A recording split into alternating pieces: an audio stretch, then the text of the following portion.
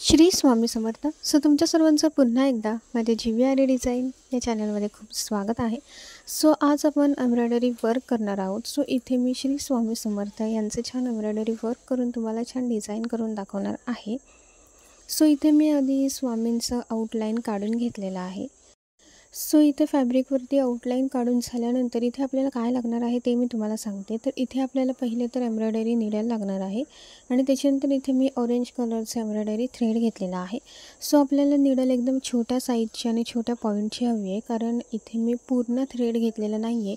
आपला जो 6 फेसचा एक थ्रेड असतो त्यातून आपल्याला 2 फेस बाजूला काढून घ्यायचे आहेत आणि त्या 2 फेसने आपल्याला इथे एम्ब्रॉयडरी वर्क करायचं आहे. इथे मी छोटी नीडल घेतलेली आहे आणि त्याच्यामध्ये मी आधी आपले 2 जे धागे मी काढून घेतले होते ते मी या नीडलमध्ये आधी लोड करून घेतलेले आहेत आणि त्याच्यानंतर इथे मी वर्क करण्यासाठी सुरुवात केलेली आहे.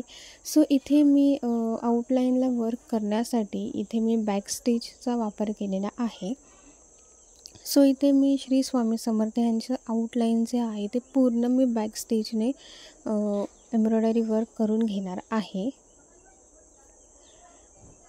इथे मी पूर्ण आउटलाईनला एम्ब्रॉयडरी वर्क करून घेतलेलं आहे आणि तेही मी इथे बॅक स्टिच केलेलं आहे. इथे पूर्ण आउटलाईन करून झाल्यानंतर जो कपालावरती टिला असतो त्यालासुद्धा मी बॅक स्टिचच केलेला आहे आणि सेम थ्रेड घेतलेला आहे. त्याच्यानंतर इथे मी ग्लास सीड बीड घेतलेले आहेत आणि इथे मी ऑरेंज कलरचेच घेतलेले आहेत ग्लास सीड बीड आणि ते एकदम डार्क असे आहेत.